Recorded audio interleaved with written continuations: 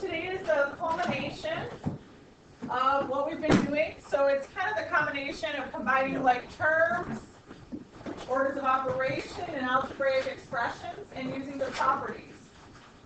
And so when we look at an expression, if there are no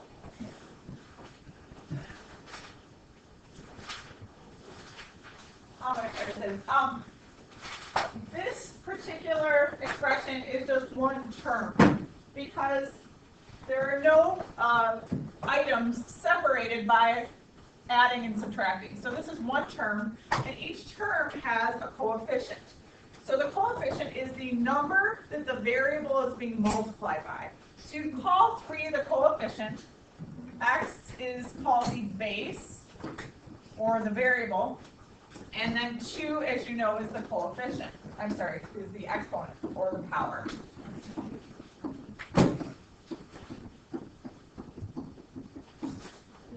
Now the coefficient, can you use the restroom? Oh no. That's very distracting. So the 3 is the coefficient, and knowing the coefficient is important is because you need to know how many x squareds there are. There are 3 of them. So this is equivalent of x squared plus x squared plus x squared. So we have 3 x squareds.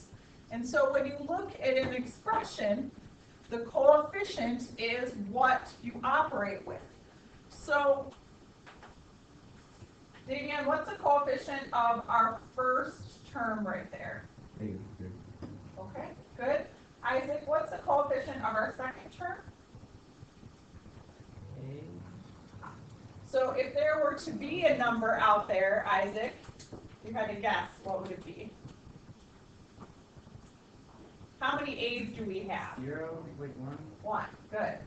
That's kind of a tricky one because there isn't a number out here. But if you don't see a number out there, the 1 is implied because there is only 1 there. And how about you, Talisa? How many ABCs are there? 1. Or? -1. Okay? So when you don't see a number out there, the 1 is implied, but if there is a negative, the coefficient is negative. All right? So we have a coefficient of -3, 1, and -1. So again, if you don't see a coefficient out there, the 1 is implied because there's just one of those that are being represented. All right, questions on that? So we're basically calling the numbers coefficient. Yeah. And if there isn't a number being multiplied out there, it's 1. Coefficients can be any real number. It could be pi, it could be 1/2, it could be any number at all.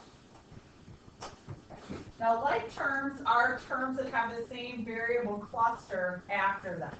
So, for example, these are considered like terms because they both have w's after them. And these are considered like terms because they both have x squareds after them. And in order to combine like terms, all you have to do is add the coefficients. So, Brendan, what do you get when you combine the like terms for the first example? You get 2w squared. Wait, is that divided plus? Oh, it's plus. Yeah. Okay, so 2w plus 2w. And how many w's is this? Just 2. Oh, that's just 1. 1w Right. plus 2w's. Oh, 3w, my bad. 3w. Good. So it might help you to put the 1 on there just to remind yourself that that does represent one of them.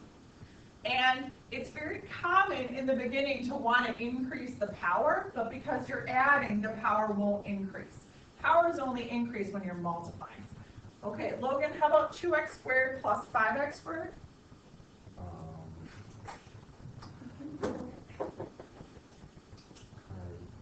Would you just do x, 2x plus 5x? Mm-hmm. So you get 7x squared. Good. So you add the coefficients, or subtract if it's subtracting, and then the variable stays exactly the same.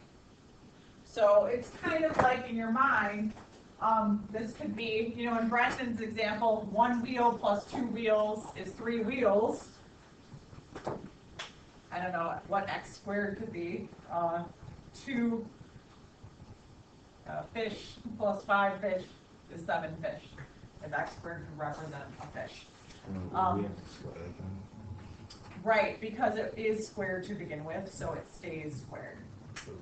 It's kind of like a fraction where the denominator stays the same. In this case, the variable, and I'm calling it a variable cluster because sometimes you could have a number of variables all together, like x, y, z, a, b, c. So it doesn't have to just be one variable. It could be many. So these are like terms because they have the exact same variable, same powers after them. That's why we can actually combine them. Other questions?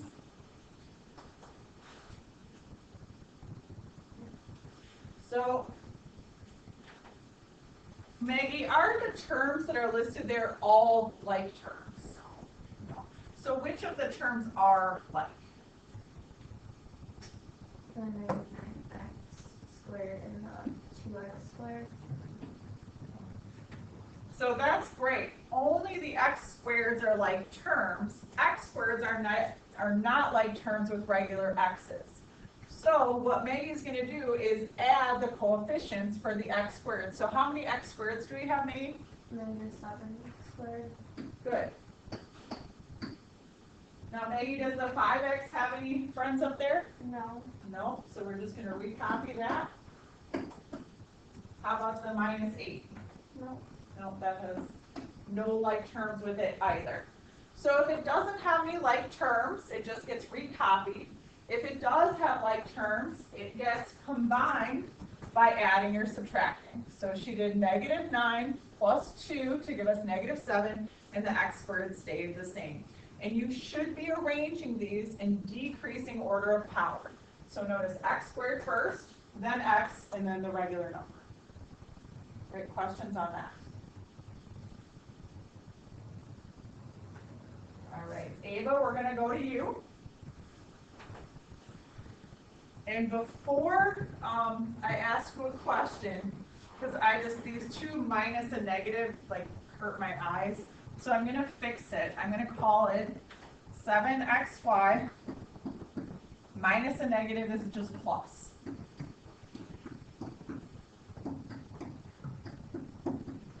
So if I saw this problem in the book, I wouldn't write it down like that. I would just switch it automatically to plus because you know that minus and negative is like taking away a debt. So it's like getting money. All right. So Ava, do you see any like terms up here? Yes. So what are they? X and y. X, y. Okay. So which would those terms be if you said them in their totality? So 7xy is a term, 12xy is a term, 6x is a term, and -y is a term. What terms are like? Oh, 7xy and 12. Good. And what do you get when you combine them? 19. 19xy, good. So it's 19xy because she added the coefficients. Do we have any other like terms up there, Caitlin? No. Good job. So xy, again, it's a variable cluster. All right, it's a cluster of the x and the y. Those are being multiplied. They have to be exactly the same in order to combine them. 6x is not exactly the same. The -y is not exactly the same. So those didn't have friends up there. So those just get recopied. All right, any questions? Good job. All right. Now, products and quotients means we're going to be multiplying and dividing. And then, in some cases, simplifying. And so, when we're multiplying and dividing, you can multiply and divide with both your coefficients. And you can multiply and divide with variables if they have the same base. So, Charlize, what do we get when we multiply -3 times the term 4x? I'm sorry, what did you say? Good. So, you have a regular number being multiplied by a term, 4x. And so you can multiply the regular number times the coefficient to get negative 12. The variable doesn't change because you're not multiplying the x times anything else. So numbers can multiply and variables can multiply, but in this case the x didn't have anything to multiply by. So we can multiply a regular number in a term. Questions?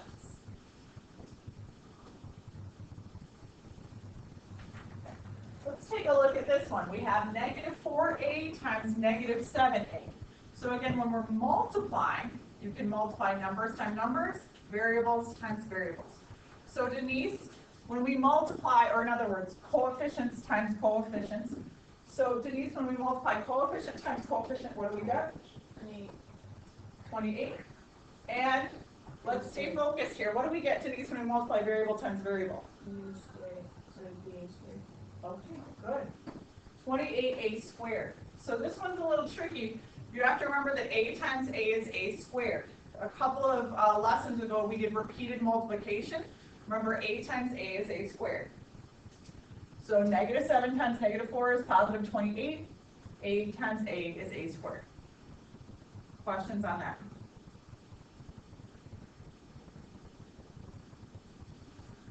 We also are finding quotients. Quotients means the result from dividing. So you're taking an expression, dividing by 2. Now, do both of the terms need to be divided by 2 or just one of the terms? What do you think, Isabel? Well, Both, yeah. And the reason you know it's both is because the fraction bar is under both of the terms. If the fraction bar was under just one of the terms, like this, then it would only be divided by the 4x. But since it's under both, it means divide it by both. So for clarity, you might want to write it like this: 4x over 2 plus 8 over 2. Because that's really what it means. It means divide both terms by 2 because the fraction bar is over both of them. So Isabel, what do you get when you divide both of these by 2? 2x plus 4. Good. Any questions on that?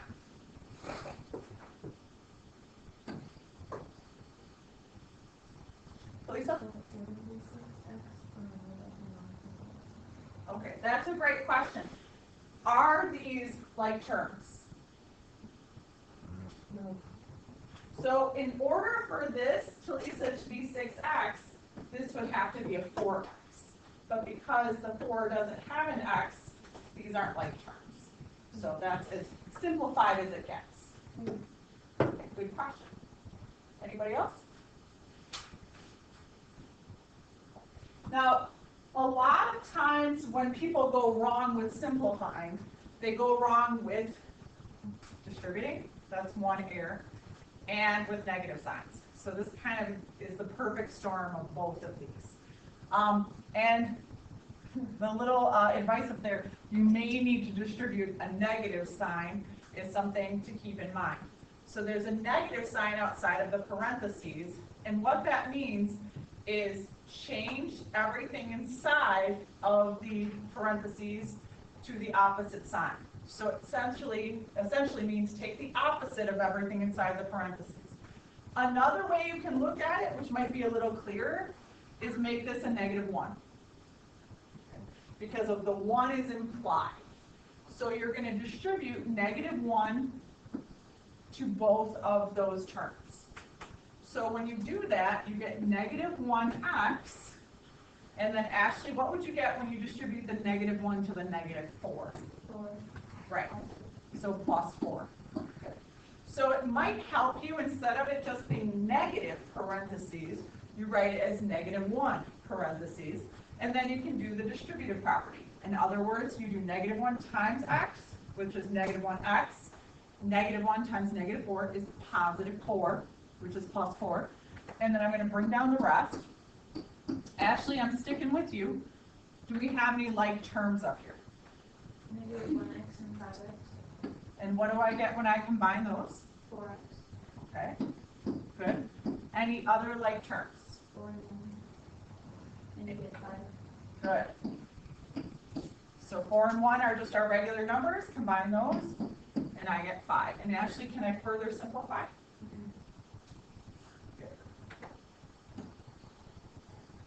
Any further questions on this one? A lot of ways to go wrong on that one.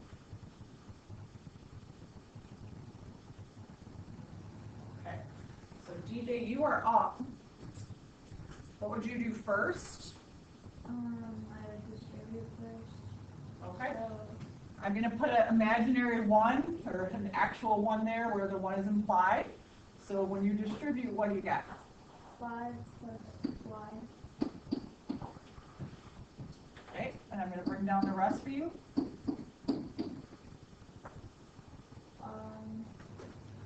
Then you would do, well, y and 2y are like same. And that Okay. makes 3y.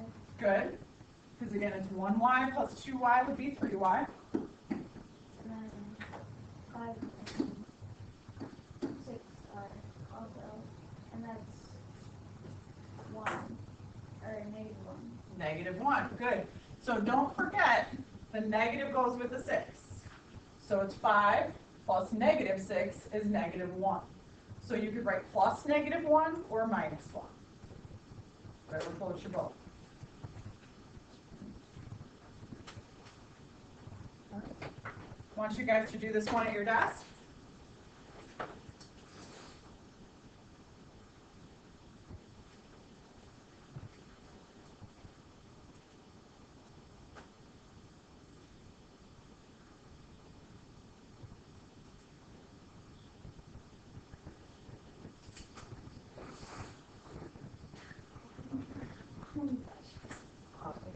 What would you write after that?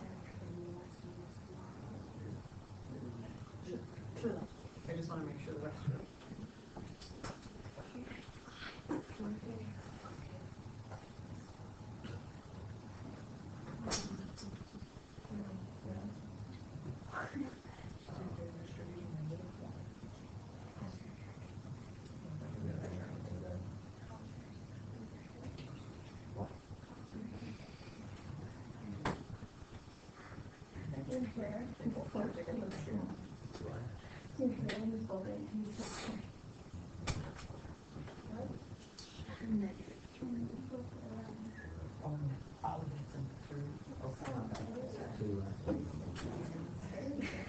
So this 10 is still here.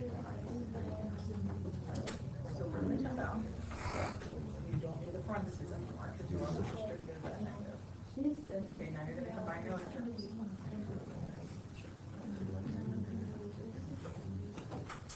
Because you have a negative, so you have to distribute -1.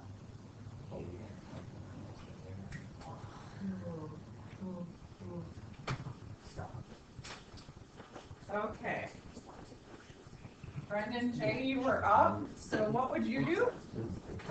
So, Quiet, please. I read 10 plus negative, and then the negative, and then the side.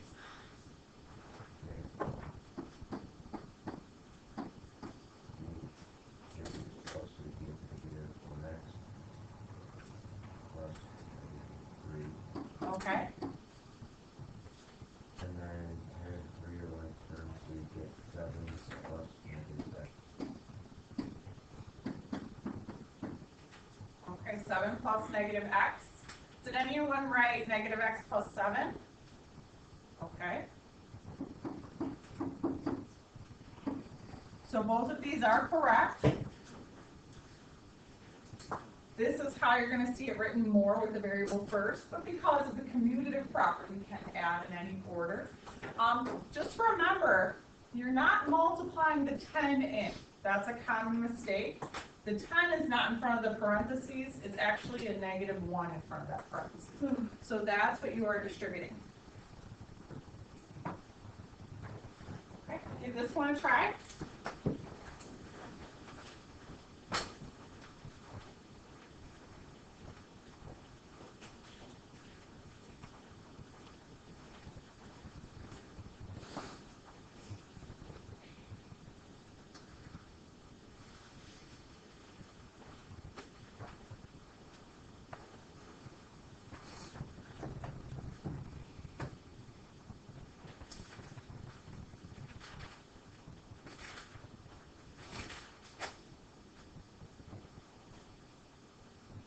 Now make sure after you distribute, you get rid of those parentheses.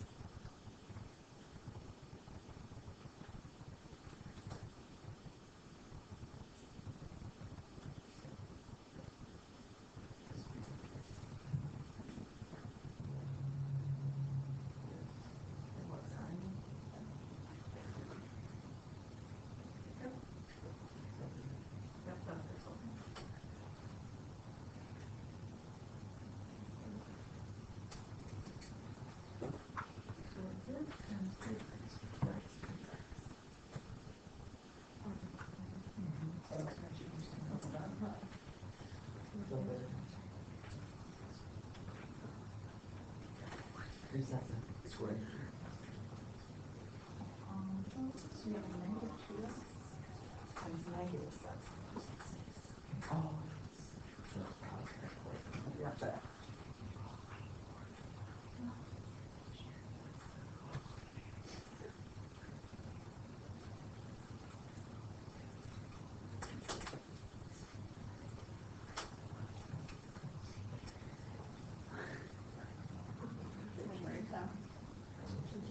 So you're gonna distribute this.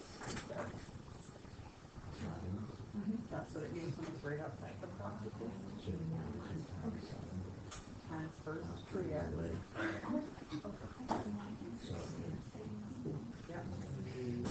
Yep. Yep.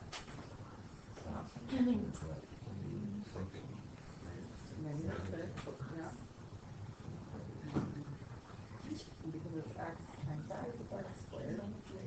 Not neat, I'm going out and show switch different. But you got no, I guess. That's the error. Yeah. Want me to explain? That'd be great, Of course. thank you. Okay, so you change 7 to -7, then you change 3 to negative, then you change 6 to -6, and you distribute -2x to 3x and -7, and then you get -6x plus 28, and then you distribute -3x and -3 to -6, and then you get plus -3x plus 18, and then -6. Can you pause 1 second? No, you guys can put your hands down. So -2x times 3x, so x times x. Oh, it's squared. Okay, so go ahead and change that to squared. Okay, and then I want you to erase the 28. 2 times 7, Oh, 14. so 14, and then x. Oh, yeah, okay. Okay, continue.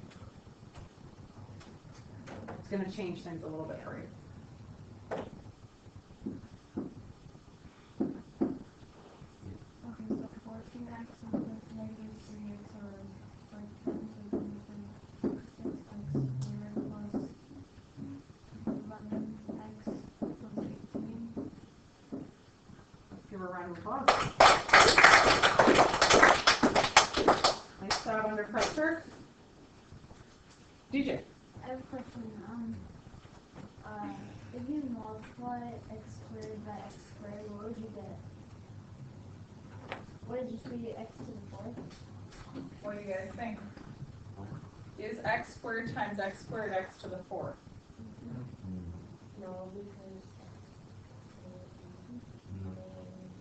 No, because it's like the denominator. When you multiply, you add it. So, you're multiplying. So x squared is x times x, correct? X squared is x times x. It'd be x to the 4th. So, my mantra when multiplying exponentials is when in doubt, write it out. So when you write it out, it becomes very clear that it would be x to the 4th. So, yeah.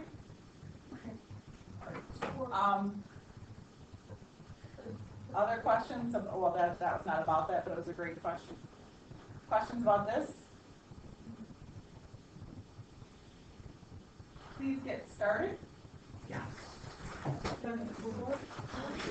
Actually, it's in class work until I dismiss it, then it becomes homework.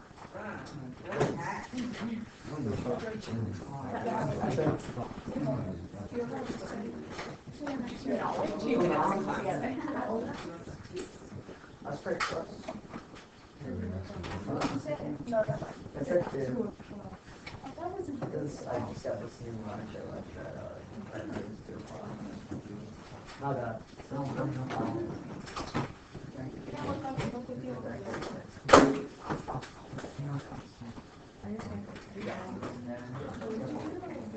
It's just a small little paper.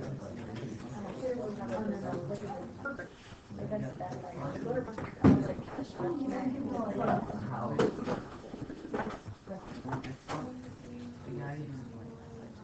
This is our homework, right? So Yeah, whatever. No. you can finish it.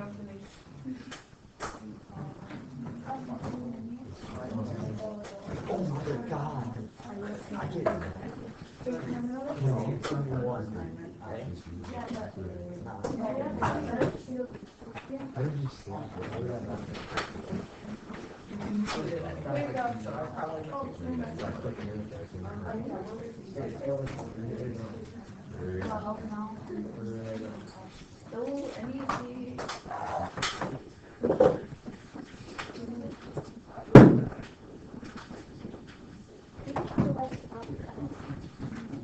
Because I remember. You're coming too.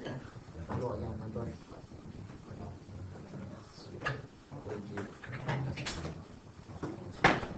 Thank you.